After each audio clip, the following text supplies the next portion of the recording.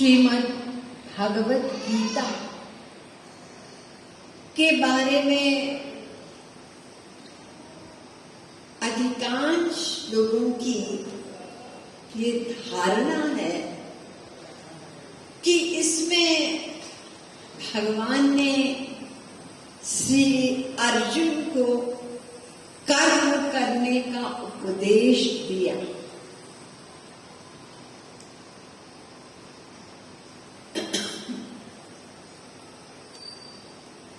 हमारे संसार में गीता का पाठ करने में रीडिंग लगाते हैं लोग या उसकी चर्चा करते हैं। इन्हें गिने हैं जो उसका वास्तविक सार समझते हो और उसको अपने जीवन में उतारने का प्रयत्न करते हो। ये वही कर सकते हैं जो किसी वास्तविक सच्चे महापुरुष गुरु की गाइडेंस में जिन्होंने गीता का सार समझा। तो गीता में श्री कृष्ण ने अर्जुन को कर्म करने का उपदेश दिया, आज्ञा दी। ये वो इस बात से निर्णय करते हैं कि आप लोग जानते हैं प्रारंभ में अर्जुन ने अपने धर्म का पालन युद्ध करने के लिए इनकार कर दिया और श्री कृष्ण ने उनसे कहा तस्मात् उत्तिष्ठ कौन्तेय, अनेक प्रकार से समझाया, युद्ध च, तुम उठो और युद्ध करो, अपने कर्तव्य का पालन करो। तो एंड लोगों को यही पता है कि महाभारत का युद्ध हुआ, यानी अर्जुन ने अपने धर्म का पालन किया, इसलिए कर्म बताया। लेकिन बीच में कितना कुछ श्री कृष्ण ने समझाया नहीं जानते बेचारे। तो कल मैंने बताया कि भगवत गीता में केवल कर्म नहीं बताया, विकर्म की भी बात है। कर्म योग, उसको अकर्म भी कहते हैं, उसका भी वर्णन है और कर्म संन्यास भी है। चार प्रकार की कैटेगरीज है और हम केवल एक कर्म शब्द जानते हैं। तो सबसे पहले इस कर्म शब्द पर हमने कल विचार प्रारंभ किया। मैंने बताया कि आप लोग भूले न होंगे, फाउंडेशन श्री कृष्ण ने अपना उपदेश प्रारंभ करते ही लगाया। अर्जुन को बताया कि अर्जुन दो चीज है, एक शरीर और एक है वो जो भीतर जो शरीर को जीवित रखे है, यानी आत्मा। तो हम दो हैं, एक शरीर आत्मा। दोनों का नेचर बिल्कुल उल्टा है। एक जड़ है, मायिक है, अनित्य है। ये मैंने बताया ना, बॉडी टेम्पररी है, जड़ है, लाइफ नहीं है इसमें। जो जीवन हमको अनुभव में आ रहा है वो आत्मा के कारण। और पंच महाभूत का पुतला है जिसके पीछे हमारा कितना समय जाता है, रोटी कपड़ा मकान, इसको सजाना करना, इसकी देखभाल करना। और एक है आत्मा। आत्मा नित्य है, श्री कृष्ण कहते हैं सनातन, जीवभूत सनातन। बड़ा पड़ा हमारे शास्त्रों में कि आत्मा नित्य है, ये जीव नित्य है, प्लस श्री कृष्ण का अंश है, दिव्य है और चेतन है। इसी से पूरे शरीर में चैतन्य रहता है और जहां ये आत्मा जाएगी, इस शरीर को छोड़ के जाएगी, कर्म के अनुसार जिस भी शरीर में प्रवेश करेगा वो आत्मा, उसमें चैतन्यता आएगी। तो उसका ये गुण है चेतन, चैतन्यता। तो दो हुए ना, तो धर्म भी दो, एक शारीरिक धर्म, फिजिकल धर्म, और एक आत्मा का धर्म, इसको भागवत धर्म भी कहते हैं। तो हमने शुरू किया शारीरिक धर्म से, जिसको वर्णाश्रम धर्म कहते हैं, जिसको हम लोग कर्म का लेबल दे देते हैं कि गीता में तो कर्म लिखा है, यानी ड्यूटी करो। तो वर्णाश्रम धर्म का पालन, यानी श्री कृष्ण अर्जुन से कहते हैं देखो तुम क्षत्रिय हो, अपने ड्यूटी का तुमको पालन करना चाहिए। इसी प्रकार हम सब लोगों के लिए ये शारीरिक धर्म का डिटेल में वर्णन है वेदों में। 80,000 मंत्र मैंने बताया ना, कर्म कांड संबंधी है। हम लोग क्या जानते हैं, सुनेंगे ना चक्कर खा जाएंगे, ये करो ये मत करो, हम तो सब कुछ गलत कर रहे हैं। थोड़ा बहुत पता है, हम सोचते हैं हमने ये किया वो किया। तो प्रत्येक वर्ण और प्रत्येक आश्रम में अलग अलग नियम बताए गए हैं। तो इन नियमों का विधिवत एग्जैक्टली जैसे लिखा है उसका पालन करने से, कल मैंने संक्षेप में एंड में बताया ना, उसका फल है स्वर्ग की प्राप्ति। तो विधिवत कर्म का पालन करना हम लोग जानते ही नहीं है विधिवत क्या होता है, सब घपड़ सपड़ चलता है जैसे हम लोगों को सूट करता है। कल हम लोगों ने जिनका अवतार ही मर्यादा पुरुषोत्तम कहलाता है, भगवान का अवतार आप लोग सुनते हैं ना, यदा यदा धर्मस्य ग्लानिर्भवति भारत अभ्युत्थानम धर्मस्य तदात्मानं सृजाम्यहम्। धर्म स्थापन करने के लिए, ठीक है, हम सुनते हैं। लेकिन यहाँ देखिए श्री कृष्ण अवतार की तो बात छोड़ दो, रामा अवतार में और उन्हीं के महल में और इन सब नियमों का खुल्ला उल्लंघन हो रहा है। भगवान राम की अर्धांगिनी सीता माता, शास्त्रों में वर्णाश्रम धर्म में बताया गया कि नारी धर्म पति देव न दूजा, यही धर्म है नारी का। पति ने बताया, क्या आज इस प्रकार से कोई मानता है पति देव? पतिव्रता क्या होती है ये भी नहीं हम जानते।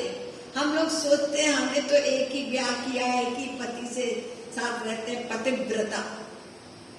तो महाराज जी बताते हैं पतिव्रता उसको कहते हैं जो सपने में भी पति के खिलाफ ना सोचे, सपने में भी। और यहाँ तो चलते फिरते आर्ग्यूमेंट होती रहती है, और ये ओपन आर्ग्यूमेंट्स होती हैं, कॉन्फ्लिक्ट्स होती हैं। बाहर जो दिखाई पड़ता है वो 10% होता है, अंदर अंदर चलता ही रहता है। अगर अंदर वाला बाहर निकले तो एक भी रिश्ता न कायम रहे। सब चाहे निज सुख गोविंद राधे, याते दिन रात खटपट हो बता दे। महाराज ने इतना एक लाइन में बता दिया ये खटपट क्यों होती है। हम लोग सोचते हैं रिश्ते ऐसे क्यों होते जा रहे हैं, चाहे बेटा हो, चाहे भाई हो, चाहे माँ बाप पति, कुछ भी हो, चलता रहता है खटपट। क्यों? सब अपना सुख चाहते हैं, अपना सुख यानी आत्मा का सुख। हाँ, तो नारी धर्म पति देव न दूजा, और एहिते अधिक धर्म नहीं दूजा, सादर सास ससुर पद पूजा। लेक्चर दे रहे भगवान राम कि यही धर्म है पत्नी का कि तुम बैठकर अपने सास ससुर की उनकी सेवा करो, तुम नहीं जाओगे हमारे साथ। लेकिन जब, और बाद में वाल्मीकि रामायण में भी लिखा है, जो हठ मां विघ्नम कुरु भामिनी, मेरे रास्ते में अड़चन न बनो सीता। जो हठ करो प्रेम बस बामा, तो तुम दुख पाओ परिणामा। पहले ही प्रेडिक्शन हो गई, दुख पाओगी, हुआ ही दुख। लेकिन सीता माता ने हठ कर लिया कि अगर छोड़ के जाओगे तो प्राण नहीं रहेंगे हमारे। ये देखिए, एक पत्नी को किंतु परंतु लेकिन लगाना नहीं चाहिए हमारे शास्त्रों के अनुसार, और यहाँ तो किंतु परंतु लेकिन सब लग गया। और फिर लक्ष्मण का भी मैंने बताया, उन्होंने लेक्चर दे रहे हैं भगवान राम, तुम्हारी ये ड्यूटी है, तुम्हारी ये ड्यूटी है। तो क्या कह रहे हैं? धर्म नीति उपदेशियता ही, कीरति भूति सुगति प्रिय जाई। ये धर्म का, ड्यूटी का लेक्चर उसको दो जिसको स्वर्ग की इच्छा है, धर्म पालन करे। मैं तो एक साधारण जीव हूँ, मैं इस चक्कर में नहीं पड़ सकता, ना मैं पालन कर सकता। बताओ, लक्ष्मण नहीं पालन करेंगे तो और कौन करेगा? वो कह रहे हैं मेरे बस का नहीं है, मैं तो आपके साथ चलूंगा। और भगवान को ठीक है, उनके आगे भी झुकना पड़ा, सीता जी के आगे भी झुकना पड़ा। जो कुछ शास्त्रों में लिखा है उसके अगेंस्ट हो रहा है, जो कर्म धर्म लिखा हुआ है। और फिर आप लोगों ने सुना ही, बाकी दो भाई, ये तीनों चतुर्व्यूह हैं। भरत अपनी मां को किस प्रकार से गुस्से में बोल रहे हैं, कैकेयी दुष्टचारिणी। देखिए, ये त्रेता युग है, कलयुग नहीं है। कलयुग में भी अगर कोई बेटा इस प्रकार से अपनी मां को बोलता है तो सब कहेंगे बड़ा नालायक बेटा, मां को दुष्टचारिणी कह रहा है। त्रेता युग में बोल रहे हैं, भरत बोल रहे हैं। और वही भरत भगवान राम के परम प्रिय, लखन तुम्हार सपथ पितु आना, सुचि सुबंधु नहीं भरत समाना। भरत के समान मेरे लिए और कोई प्रिय नहीं। अरे तुम्हारे भरत क्या कर रहे हैं? ये कोई व्यवहार है एक बेटे का मां के प्रति? और शत्रुघ्न ने तो और भी आगे बढ़ गए। क्या किया? इतना गुस्सा, पता चला ये मंथरा ही है, सारी मुसीबत का जड़ इसने घुमा दिया, कुसम दिया। तो हुमगिलात तब की कुबर मारा, 1 लाख मारी। वो कुबर निकला हुआ था स्त्री पर, उन्होंने इस प्रकार से हमला किया। और अभी भी गुस्सा नहीं शांत हुआ, लगे घसीटने, धरी धरी झूठी घसीटने लगे, रोका गया। ये हम क्या कहते हैं? अब आप बताइए कि हम ये सब एग्जाम्पल हम पढ़ते हैं, रामायण का पाठ करते हैं, अरे साल में 2 बार तो पूरा लोग करते हैं, इसके अलावा करते हैं, लेकिन इन बातों पर कभी सोचा ही नहीं, बस पढ़ते हैं। और ये तो उन्हीं ग्रंथों की बात मैं बता रही हूँ। प्रहलाद ने भी कहा माता नास्ति पिता नास्ति नास्ति में स्वजनो जन, न मैं कोई बाप न कोई माँ, किसी को नहीं जानता। तो फिर ये शास्त्र तो कहते हैं मातृदेवो भव पितृदेवो भव, ये सब लिखा है ना। तो ये क्या है, ये समझना बहुत जरूरी है, बहुत जरूरी है।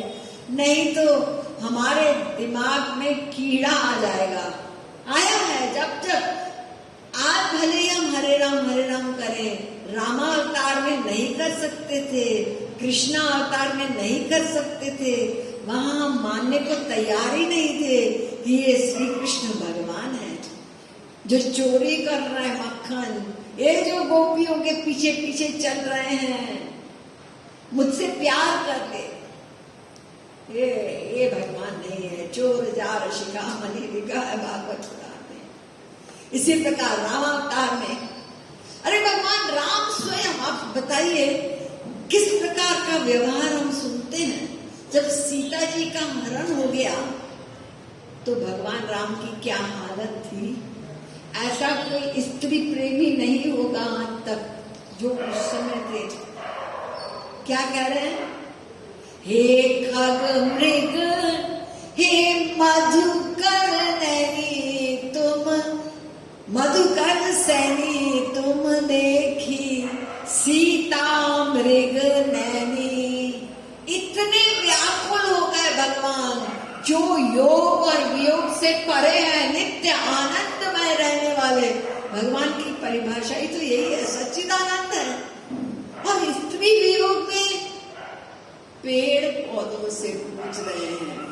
अगर कोई मनुष्य निकल रहा होता उनसे पूछे तो बात भी है, पेड़ पौधे पक्षियों से पूछ रहे हैं तुमने कहीं मेरी सीता, वो मृग नैनी सीता को देखा? तो ये सब हमने देखा और कभी नहीं मान सकते थे कि ये मर्यादा पुरुषोत्तम धर्म स्थापन करने वाले भगवान।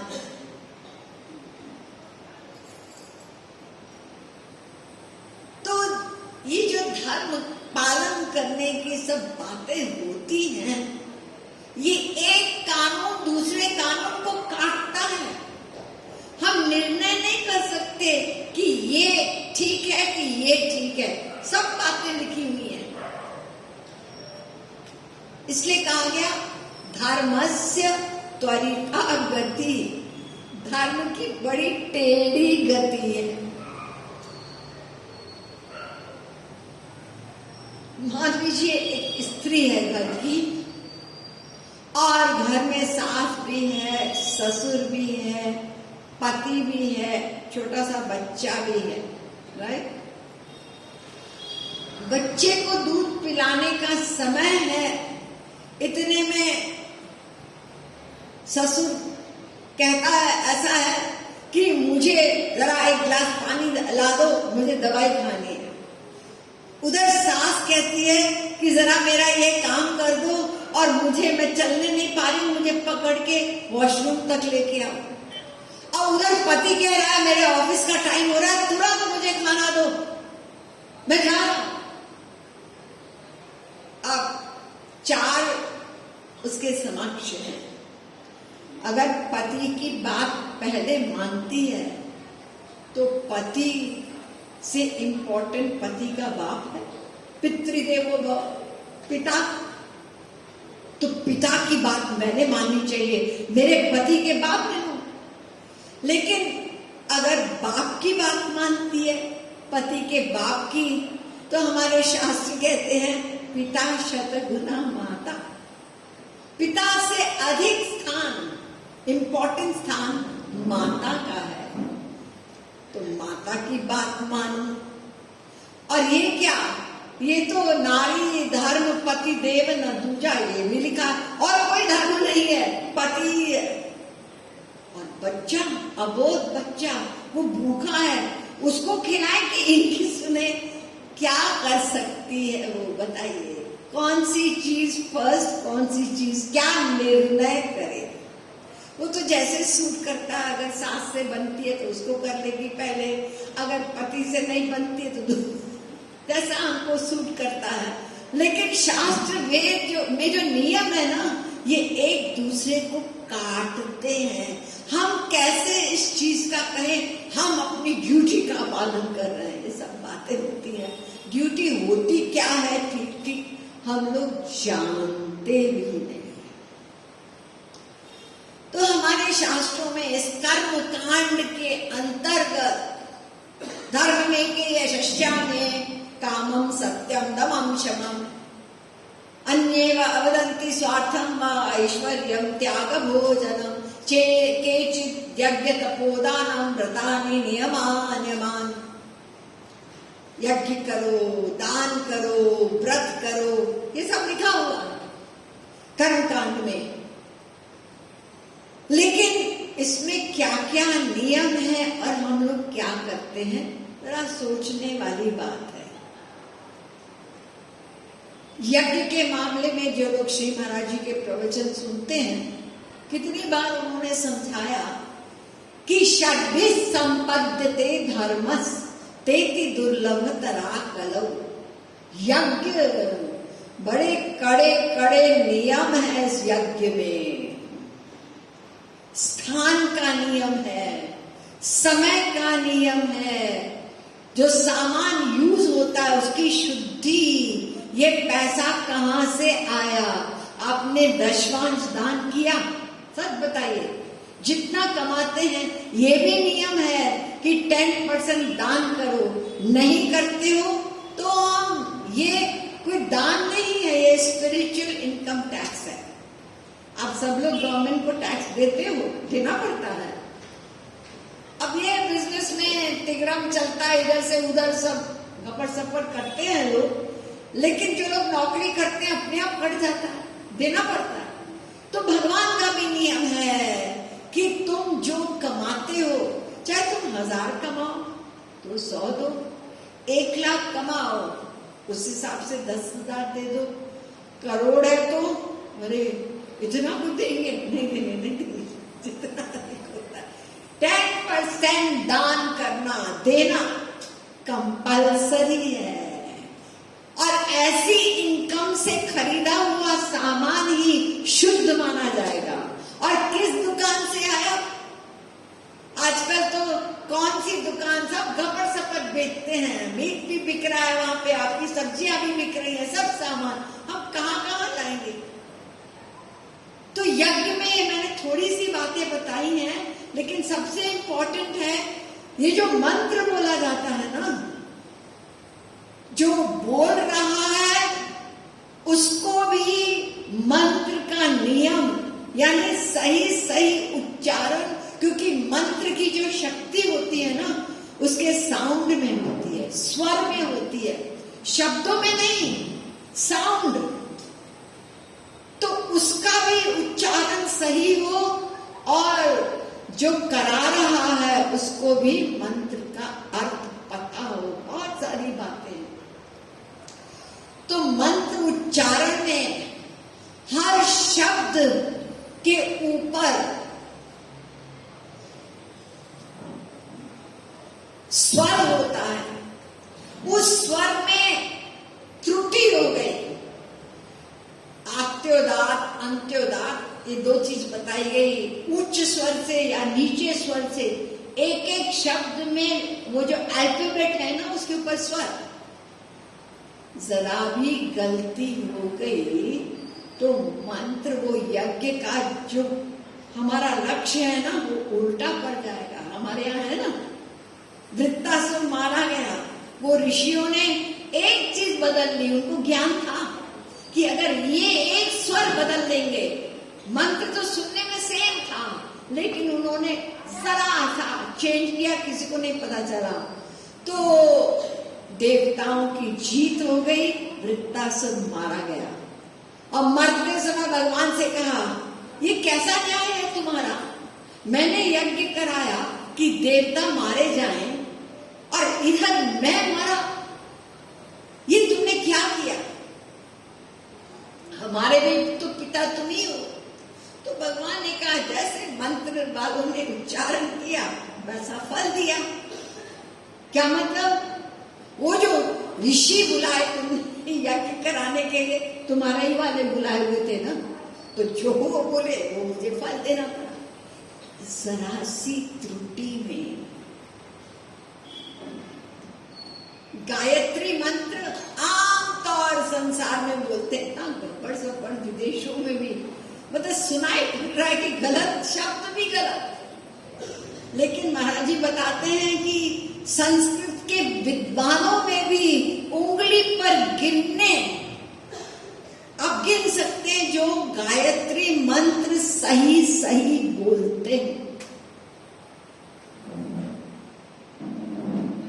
इसमें शब्द एक होती है, इसको कहते हैं साइंस ऑफ फिनेटिक्स, यानी का अक्षर ये कहां से बोला जाएगा, खा किस प्रकार से बोला जाएगा, का ये कहां से आवाज आएगी, ये नियम है। हम लोग जानते हैं, हम तो बस आराम से बोलते रहते हैं, इसकी क्या साइंस है नहीं जानते, लेकिन जहां तक कीर्तन की बात है तब चलेगा।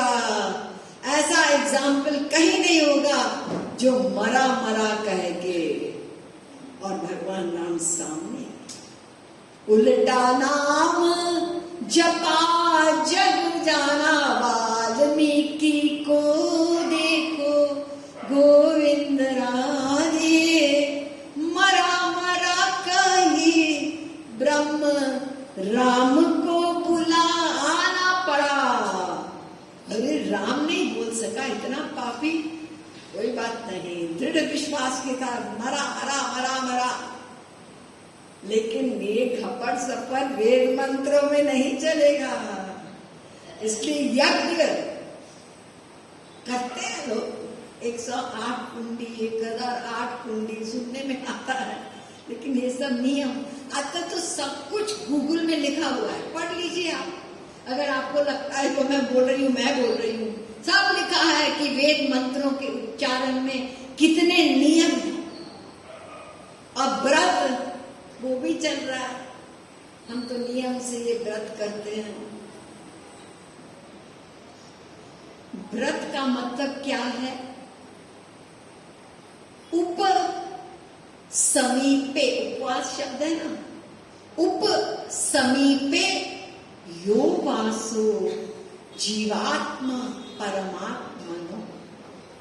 उपवास का मतलब है कि जीवात्मा का, यानी तुम्हारा वास उस परमात्मा में रहे, यानी उनका चिंतन हो, इसलिए व्रत है। आमतौर से हम आराम से खा पी के अपना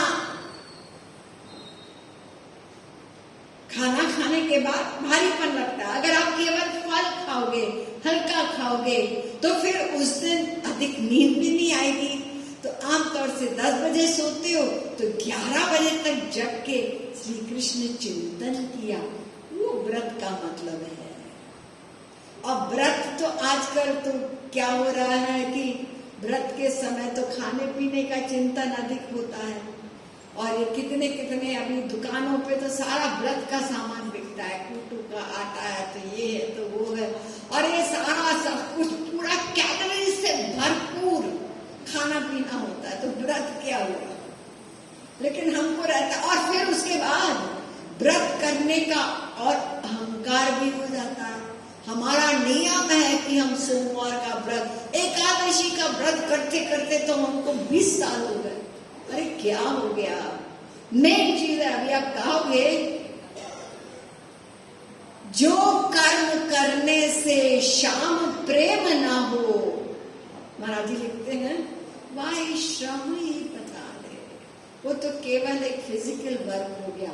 अगर आपके वर्क जो कुछ आपने किया, आपने पाठ किया, आपने व्रत किया, कुछ भी किया, उससे आपका श्री कृष्ण प्रेम बढ़ा, तो फिर आपने सही किया। अगर वो नहीं किया तो आप फिजिकल कर रहे हैं, मन को तसल्ली हो रही है, हम ये कर रहे हैं। दान करते हैं लोग,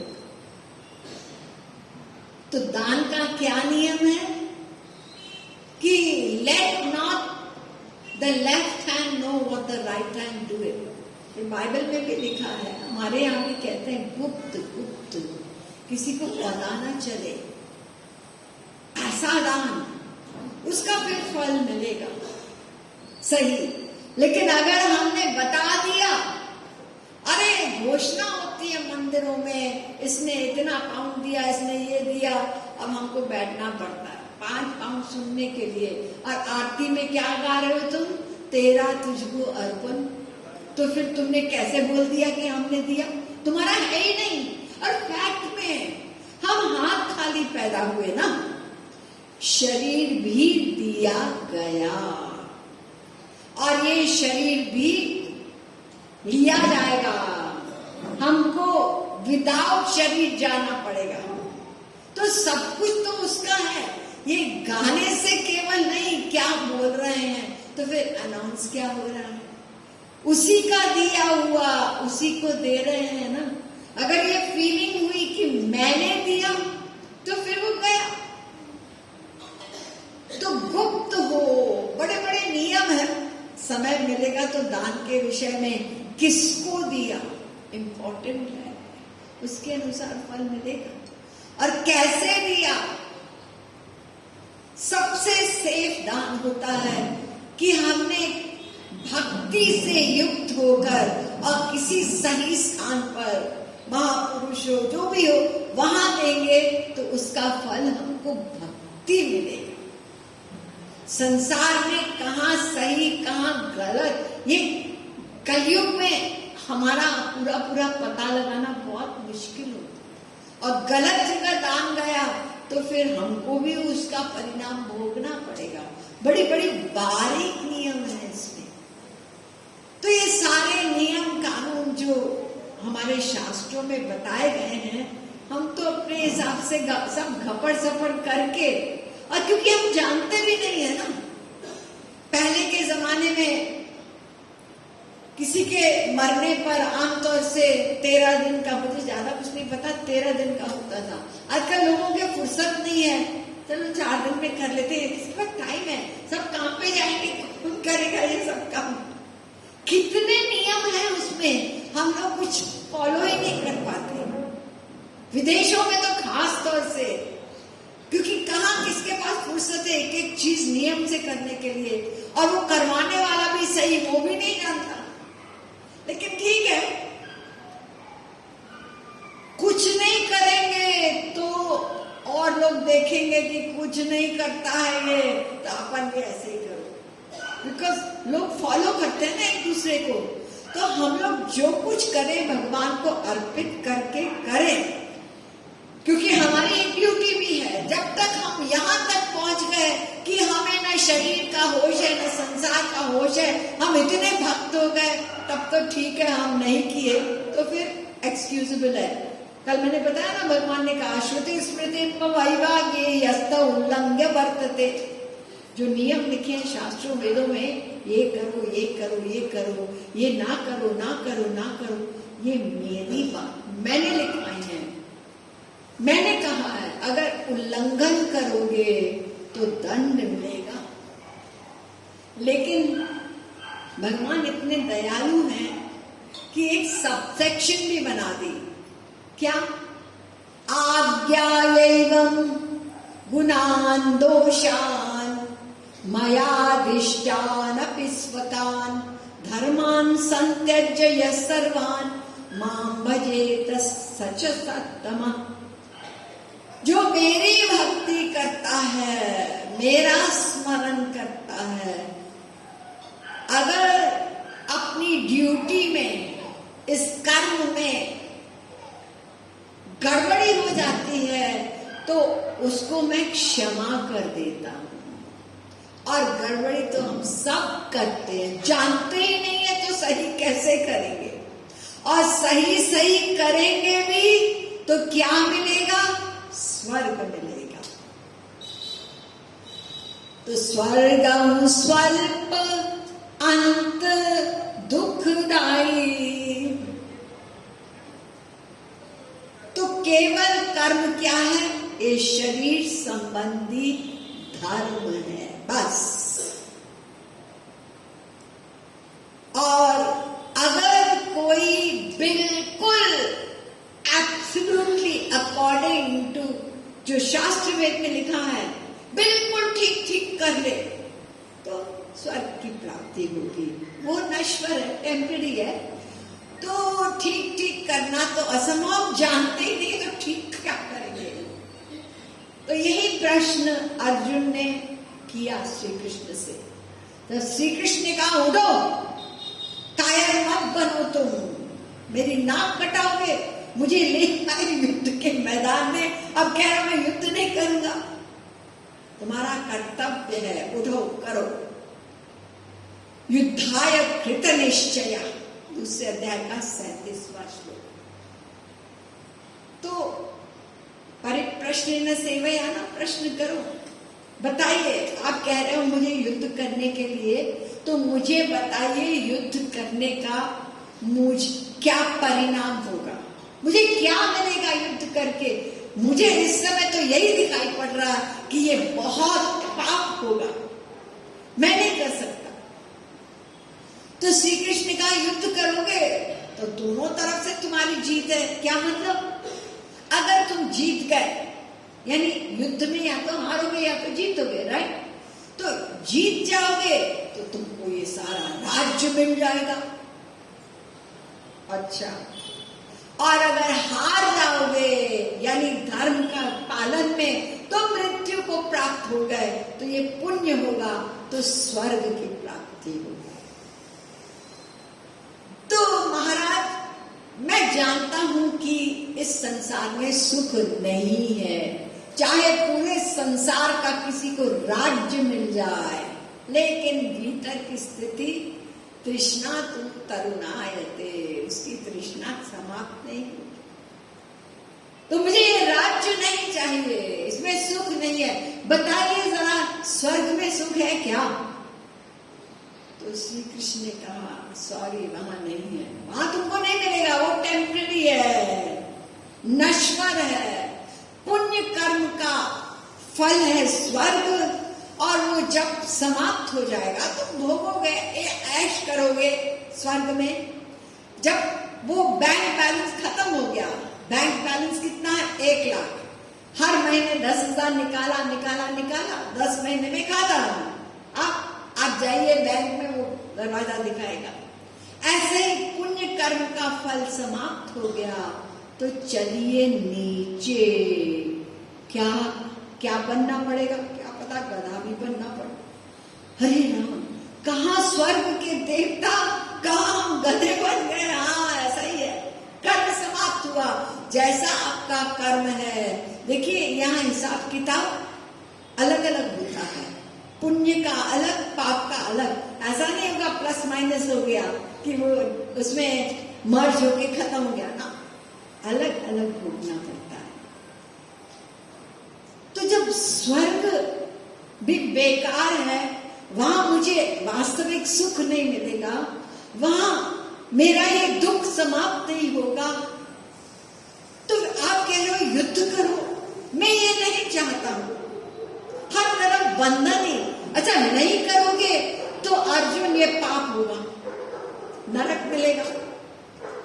अजीब मुसीबत है, युद्ध नहीं करेंगे तो पाप, नरक मिलेगा, और करेंगे तो या तो संसार का मटीरियल राज मिलेगा, वो भी बेकार, और स्वर्ग मिलेगा, वो भी नश्वर बेकार। तो मैं करूं तो करूं क्या? ये तीनों जेल है, जेल जेल जेल। नरक क्या है? वो जेल है, लेकिन वहां आपके हाथ में लोहे की वो जंजीर रहेगी। उससे अच्छा ये संसार है, लेकिन ये भी जेल है, बंधन है। यहाँ पर वो हथकड़ी कैसी होगी? चांदी की है। अरे तेरे तो लोहे की है, मेरी चांदी की है, लेकिन वो तो कैदी, तुम भी तो जेल में हो। और स्वर्ग वाला, उसके पास हथकड़ियां जो हैं वो सोने की हैं। अरे सोने की है, देखो। और तो क्या देखे, तुम भी तो जेल में हो, 84 में हो, माया में हो। ये कोई मतलब नहीं, हो तो जेल में ना, हथकड़ी तो लगी है। तो ये तीनों जेल है श्री कृष्ण। मैं जेल नहीं चाहता हूं, मैं इससे निकलना चाहता हूँ। बताइए मैं क्या करूं? आपको मैंने गुरु बनाया, रास्ता तो बताओ। तो श्री कृष्ण ने कहा, अर्जुन तू कुछ मत कर, कुछ मत कर। यही तो मैं कह रहा हूं, मैं कुछ ना करूं तो कहते हो पाप हो जाएगा। मैं कह तो रहा हूं मैं नहीं करूं, मैं कुछ नहीं करूं। पहले कुछ नहीं करना समझ लो आज। यही रहस्य है गीता का। कुछ नहीं करने का क्या मतलब बताओ महाराज? तू युद्ध कर, ऐसा भी ना कर, और युद्ध ना कर, ऐसा भी ना कर। अर्जुन कंफ्यूज हो गया, ये बोल क्या कर रहे हैं? पिए हैं क्या है? कह रहे युद्ध करो और युद्ध ना करो, ये दोनों बात कैसे हो सकती है? उसी को तो हमको समझना है। और इसको श्री कृष्ण ने, है तो गीता में, इसी को अलग अलग प्रकार से समझाया, लेकिन क्लियरली है 8वें अध्याय के 7वें श्लोक में। तस्मात् सर्वेषु कालेषु माम अनुस्मर, एक चीज, और दूसरी युध्यच। अर्जुन सदा सर्वत्र मेरा स्मरण कर। और फिजिकल ड्यूटी क्या? युध्यच। तो एक आत्मा का धर्म बताया श्री कृष्ण ने, मेरा स्मरण हर समय हर जगह। और शारीरिक धर्म बताया युध्यच, यानी जो शारीरिक धर्म है, देखिए शारीरिक धर्म शरीर संबंधी है, ये टेम्पररी है, और ये बदलता हुआ धर्म है। मैंने बताया ना, ब्रह्मचारी के लिए अलग धर्म, गृहस्थ के लिए अलग धर्म, और गृहस्थ में भी चेंज हो गया। पहले के जमाने में स्त्रियां घर में रहती थी, घर का काम, बच्चों की देखभाल, ये उनकी ड्यूटी। और आज क्या है? आज तो चलो तुम भी काम पे चलो, खर्चा इतना है, तुम भी काम हम भी काम, देखो बदल गया। तो शारीरिक धर्म ये टेम्पररी है और ये परिवर्तनशील है, इट चेंजेस। और आत्मा का धर्म ये सब के लिए एक ही है, सब जीवों के लिए। ध्यान से सुनिए, दिस इज यूनिवर्सल। यानी ये मतलब नहीं आपका शरीर हिंदू है कि मुसलमान है कि क्रिश्चियन है, नास्तिक है, क्या है? मेन चीज है वो एक ही धर्म है सबके लिए, आत्मा का धर्म।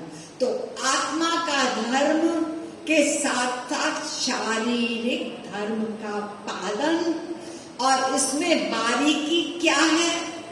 बारीकी ये है कि शरीर का धर्म डिटैचमेंट से हो, उसमें मन का अटैचमेंट न हो, मन का लगाव मुझ में हो, तो तुम्हें अपने शारीरिक वर्ग का फल नहीं मिलेगा। तुम युद्ध करोगे, सारा संसार देखेगा कि अर्जुन ने लाखों को मारा, इतने मर्डर किए, लेकिन मेरी फाइल में अर्जुन ने किसी को नहीं मारा, अर्जुन का मन मुझ में था। यानी अर्जुन अकर्म, इसको बोलते अकर्म, यानी कुछ नहीं करना। जब संसार में जो हमारी ड्यूटी है उसको हम लोग डिटैच होके करेंगे तो उसको अकर्म कहते हैं, मन उधर रहेगा। ये बैलेंस हमको श्री कृष्ण ने बताया।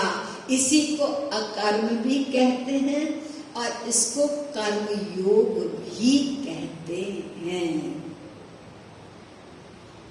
कृष्ण ने कहा पार्थ गोविंद राधे, मन मुझ में तन युद्ध में लगा।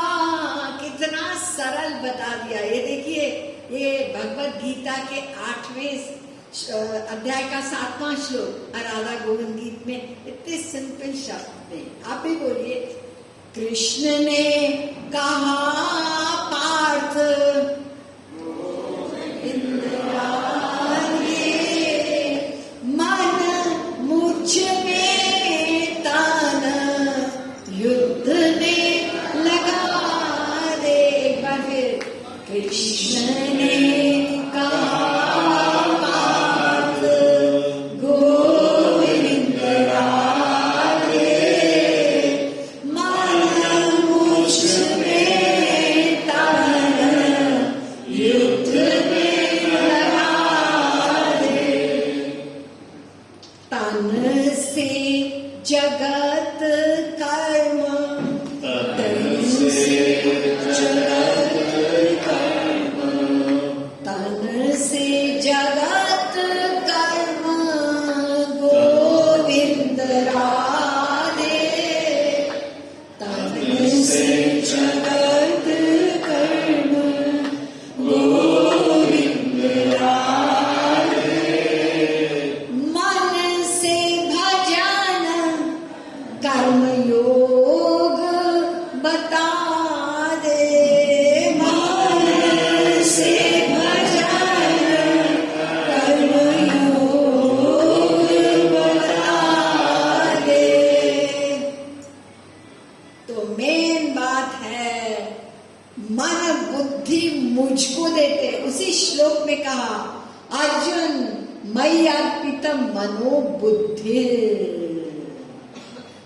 यानी मन मुझ में, तो मन बुद्धि मुझ में, मुझे अर्पित कर, यही शरणागति है।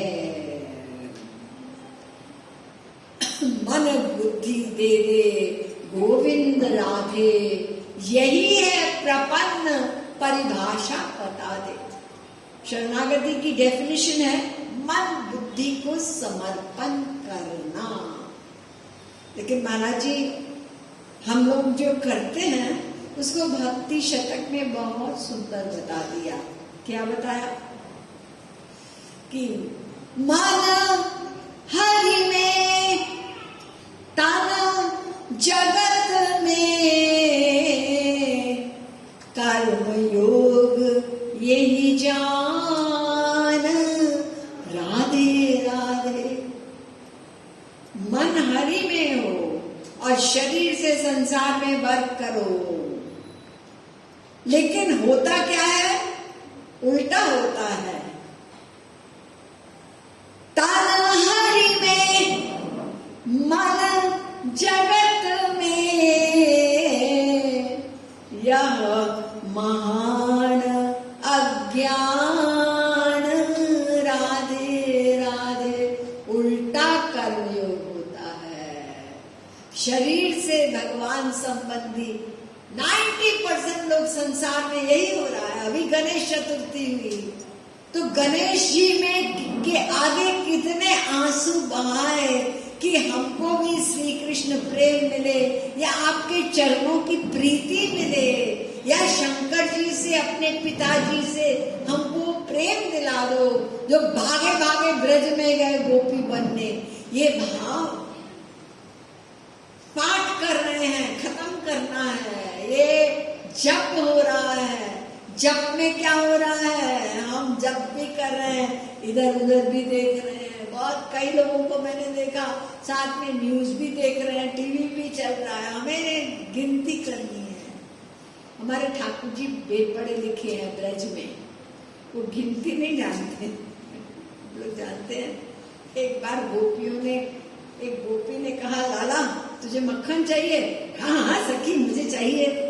तो अच्छा, तो एक काम कर, ये जो गोबर के टोकरे हैं ना, ये उठाते जा तो फिर मैं तुझे मक्खन दूंगी। जितने गोबर के टोकरे उठाएगा उतने लौंदे मक्खन। ठीक है सखी, ठीक है सखी। तो ठाकुर जी ने एक टोकरा वो उठाया तो सखी से कहते हैं ला मक्खन ना। अरे मक्खन कहाँ यार, मक्खन घर पे है, तू पहले उठा तो ले, लेकिन गिनेगा कौन? तू बेईमानी कर सकती है, और मैं गिनना जानता नहीं हूँ, छोटे से तो हैं, गिनती तो आती नहीं। तो गोपी ने कहा ऐसा है कि तू जितने टोकरे उठाएगा ना, मैं ऐसा करूंगी, ये गोबर है ना, इसका एक टीका लगाऊंगी, तो फिर वो गिनेंगे। ये एक उठाया, एक टीका लग गया, दूसरा टोकरा उठाया, दूसरा टीका लग गया, और फिर छोटे से तो ठाकुर जी हैं, उनका माथा तो भर गया। फिर क्या करें, अभी और भी हैं, फिर गाल पे लगाना शुरू कर दिया। अब गाल भी, अच्छा अब चल घर चल, तुझे देती हूँ अभी मक्खन। ठाकुर जी उछलते हुए मक्खन का चिंतन करते हुए घर पहुंचे। गोपी ने क्या किया, सबसे पहले ठाकुर जी को शीशा दिखा दिया। अब शीशा देखा तो क्या देखा, अपनी शक्ल, पूरा मुंह गोबर के टीकों से भरा पड़ा है, एकदम घबरा गए अपनी शक्ल देख के। और वहीं गोपी के आंगन में एक घड़ा था पानी का, जल्दी से पानी से मुंह धो दिया। अच्छा लाभ, जल्दी ले मक्खन दे दे। कैसा मक्खन, कहाँ का मक्खन? अरे तुमने कहा था ना, लेकिन तुम्हारे मुंह पे तो एक भी टीका नहीं है, तो कहाँ से दूं तुमको? तो कहने का अभिप्राय, ठाकुर जी गिनती नहीं करते। खैर ठाकुर जी रुआसे हो गए, वो एक लीला जगत है भगवान और भक्त के बीच में। फिर तो उनका तो सारा प्राण न्यौछावर है श्री कृष्ण पर, तो मक्खन की क्या बात है। तो संसार में अधिकांश रूप से जो भगवान संबंधी, जिसको लोग सोचते हैं भक्ति करते हैं, मेनली फिजिकल होता है, मन संसार में होता है, और करते भी हैं तो एक कामना लेके करते हैं। हम शंकर जी को जल चढ़ाने जा रहे हैं तो उनको हम कह रहे हैं, वो ऐसा है कि हमारे बेटे की शादी हो जाए, या ये कह रहे हैं हमारे घर में संतान आ जाए। मतलब जो कुछ करना है उसमें साथ में वो क्या कहते हैं, शॉपकीपिंग भी चलती है। हम कर रहे हैं, तुम दो। तो मेन बात है, तन हरि में मन जगत में, ऐसा चलता आया है। और यहाँ श्री कृष्ण का कर्म योग जो है वो ये है कि मन मुझ में और शरीर से संसार में वर्क करो, फिर तुम्हारा काम बन जाएगा। तुम क्यों ये युद्ध का जो पाप वगैरह सोच रहे हो, उससे तुम्हें कोई मतलब नहीं। हम तो केवल मन के वर्क का फल देते हैं। फिजिकल आपने कुछ भी किया उससे मतलब नहीं है हमारा। यही गंभीर बातें मैंने पहले बताया ना कि सर्वोपनिषदो गावो दोग्धा गोपाल नंदना। छोटी सी पुस्तक है, ग्रंथ है, 700 श्लोक है, लेकिन इसमें भरा पड़ा है सार उपनिषद का।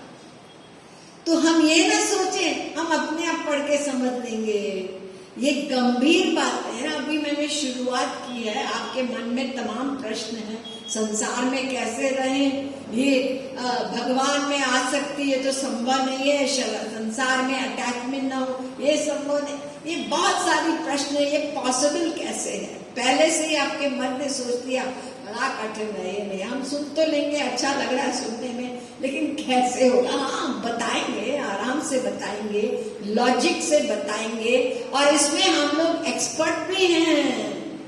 डिटैचमेंट हमारा अभ्यास है, डिटैचमेंट करने का, लेकिन कहाँ कैसे ये सब थोड़ा बहुत और समझेंगे तो धीरे धीरे होने लगेगा। लेकिन इसके विषय में फिर आज नहीं, आगे फिर कल बताएंगे। बोलिए वृंदावन बिहारी लाल की, भक्ति योग रसावता जगत गुरु की जय।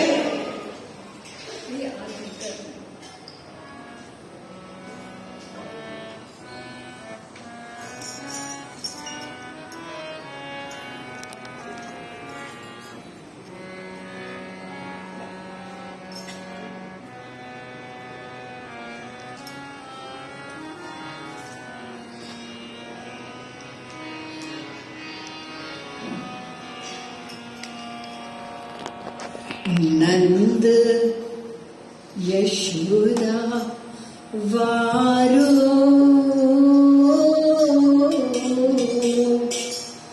मेरो प्राणन प्यारो। नंद यशोदा वारो मेरो प्राणन प्यारो। नंद यशोदा वारो, नंद यशोदा वारो कौन? हमारे श्याम सुंदर, वो हमारे प्राणों से अधिक प्यारे हैं। नंद यशोदा वारो मेरो प्राणन यशोदा वारो मेरो प्राणन प्यारो। वापे तन मन वारो मेरो प्राणन प्यारो। वापे तन मन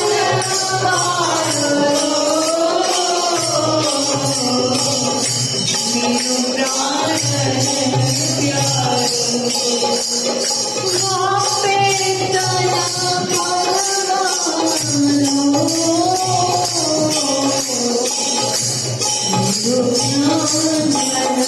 प्यारो। वापे तन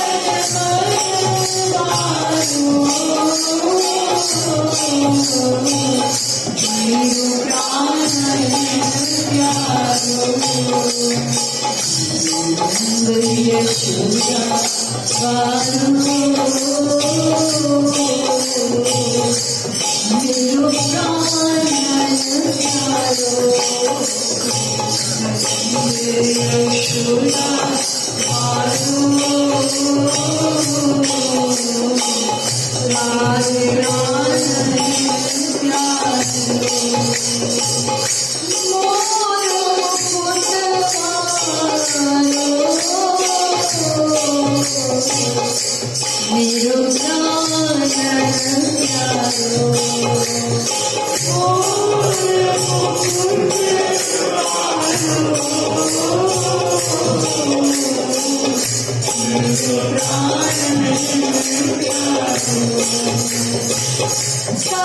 सर्वमुरली सारो मेरो प्राणन प्यारो। सर्वमुरली सारो मेरो प्राणन प्यारो। गोपिका मृगसारो मेरो प्राणन प्यारो। गोपिका मृगसारो मेरो प्राणन प्यारो। चित्त चुराने वालो मेरो प्राणन प्यारो। चित्त चुराने वालो मेरो प्राणन प्यारो। मेरो प्राणन प्यारो। मेरो प्राणन प्यारो। मेरो